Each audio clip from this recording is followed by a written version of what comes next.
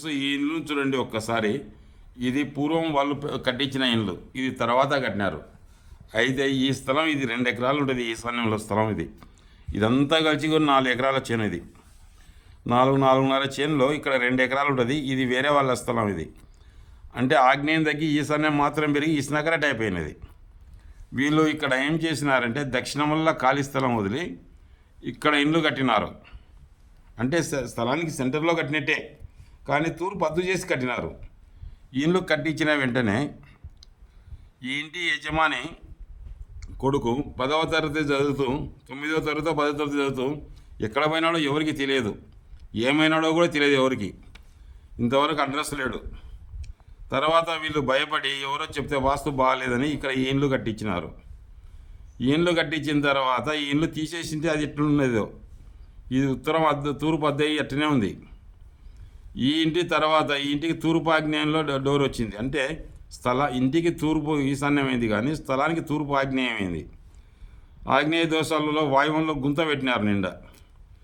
ఈ ఉత్తర వాయువంలో గుంత ఉంది. అంటే ఇది నైరుతి బ్లాక్. మహత్తరంగా వీళ్ళు కూడా ధనవంతులని చెప్పొచ్చు. ఎప్పుడైతే వాయువంలో గుంత ఉండి ఇది తూర్పు ఆగ్నేయ దోషాల కంటే ఆత్మహత్యలు దొరుకుతాయంటే, వీడు 9వ తరగతి చదువుతూ బడికి పోనని మందు తాగి వాళ్ళ అమ్మ దగ్గర వచ్చి పండుకున్నాడు. హాస్పిటల్కి తీసుకుపోయే లోపలనే వీడు వెళ్ళిపోయినాడు. తర్వాత యథార్థమైన యజమాని కూడా వెళ్ళిపోయినాడు. చూడండి ఫ్రెండ్స్, ఒక్కసారి చూడండి ఇల్లు. ఇది ఆగ్నేయ నడక. అంటే ఈ స్థలం వల్ల ఇక్కడ ఉండే తలకల అది తూర్పు ఆగ్నేయ నడక అయినది. ఇప్పుడు ఇల్లు దిక్కులేని కొంపగా నిలబడిపోయినది. ఎవరూ లేరు ఇంట్లో, ఆమె ఒక్కది తప్ప. వాస్తు అభిమానులారా, ఈ ఇల్లు ఒక్కసారి చూడండి. దక్షిణం పశ్చిమం వీలి గదిన స్థలం నైరుతి బ్లాకు. వాస్తుశాస్త్ర ప్రకారం నైరుతి బాగు మహత్తరంగా రాణిస్తుంది. ఇది నైరుతి బ్లాక్. ఇది వాస్తుశాస్త్ర ప్రకారం అంటే మహత్తరంగా రాణిస్తుంది. అంటే వీళ్ళు భాగ్యవంతులని చెప్పగలవచ్చు అనమాట.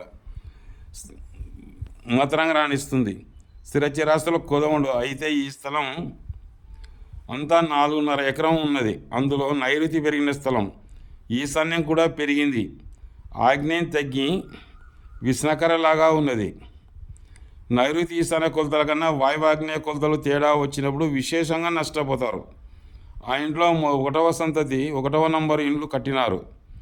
ఆ ఇండ్లు కట్టిన కొంతకాలానికి ఆ ఇంటి పెద్ద కుమారుడు 10వ తరగతి చదువుతూ ఏమైనాడో ఎవరికి తెలియదు.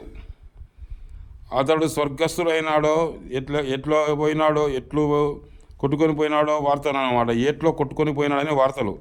కానీ ఆ బాబు ఆనవాళ్ళు ఇప్పటికీ దొరకలేదు. అప్పుడు ఆ ఇండ్లు వాళ్ళు ఇంటి బాగలేదని 2వ ఇల్లు కట్టినారు. ఇప్పుడు ఈ ఇండ్లు ఏట్ల కొట్టుకుపోయినాడని అందరుంటే ఏదైనా ఆనవాళ్ళు దొరకలేదు. అప్పుడు ఏం చేసినారు, ఇంటి వాళ్ళు ఈ ఇండ్లు కట్టించినారు. బాగలేదని 2వ ఇండ్లు కట్టించినారు. ఆ ఇండ్లు తూర్పు సింహద్వారం ఏర్పాటు చేసినారు. అయితే ఇంటికి ఈశాన్యం అయింది, కానీ స్థలానికి ఆగ్నేయం లేకొచ్చింది. ఆ ఇంట్లో చేరిన వెంటనే 2వ కుమారుడు 1 సంవత్సరం లోపే మందు తాగి ఆత్మహత్య చేసుకున్నాడు. ఆ బాధతో ఆ ఇంటి యజమాని ఆవేదనతో బాధతో అనారోగ్యంతో స్వర్గస్థుడైనాడు. నన్ను పిలిచాడగా ఏదో పై దోషాలు చెప్పినాను. దిక్కులేని ఇల్లు అయినది. ఈశాన్యంలో వేరు చేయమని కాంపౌండ్ కట్టమని చెప్పినాను. ఇక్కడ ఈశాన్యం అంతా వేరు చేసి ఇక్కడ కాంపౌండ్ కట్టుకొని ఇదంతా ఓపెన్ చేయమని చెప్పినాను.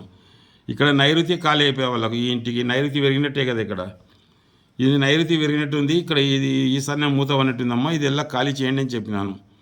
వాళ్ళు ఏం చేసి దక్షిణంలో ఆగ్నేయంలో డోర్ పెట్టండి అని చెప్పినాను. అంటే ఇక్కడ ఇటు నుంచి ఇక్కడ ఉత్తరానికి ఒక డోర్, ఇక్కడ దక్షిణానికి ఒక డోర్ పెట్టుకోండి, ఈ డోర్ బంద్ చేయండి అని చెప్పినాం.